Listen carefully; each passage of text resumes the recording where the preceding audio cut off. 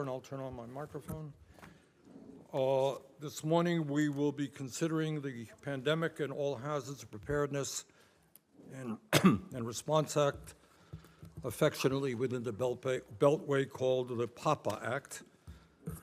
Before we get started, let me take a moment to thank the staffs of Senators Casey, Romney, and Ranking Member Cassidy for working closely together to move this legislation forward. Our staffs have worked hard to ensure that this is a bipartisan bill that incorporates priorities for nearly all of our members on both sides of the aisle. As all of you know, and I don't think any of us will ever forget, we have lost over 1 million Americans from COVID, and this terrible pandemic has taken millions in almost every country on earth. And I think it is fair to say that while all of our public health people worked tirelessly and did everything they could to protect the American people, it would be an understatement to say that we were tragically unprepared to respond to that crisis. Months after the pandemic erupted, doctors and nurses lacked the masks, the gloves, the gowns, the equipment they needed to protect themselves and their patients. I think all of us remember the pictures of nurses with plastic garbage bags in hospitals because they didn't have the proper equipment that they needed. We did not at that time have the tests that we needed to discover who had COVID and who did not. We did not have the infrastructure we needed to deal with the pandemic.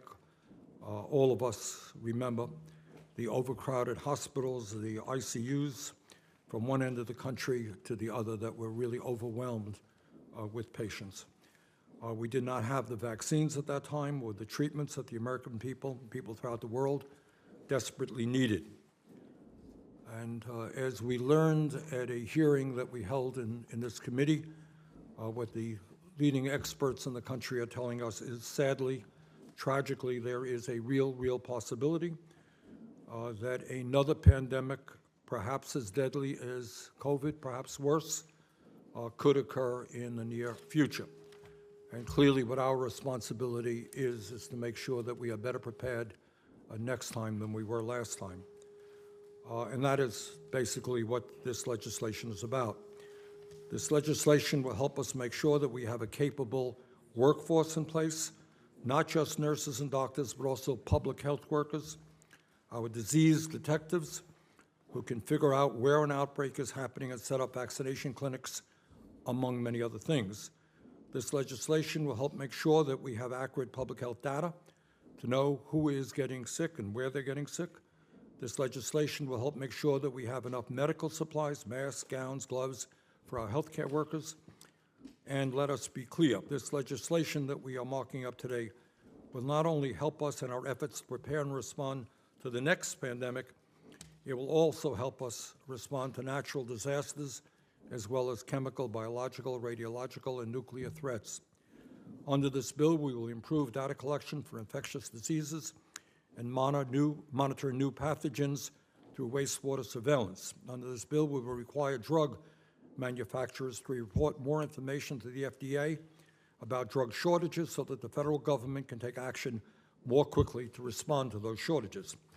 This legislation will require drug manufacturers to notify FDA if there is an increase in demand that they will not be able to meet, which is what we saw with children's Tylenol this winter. I think you'll all probably recall your offices getting many calls about those issues.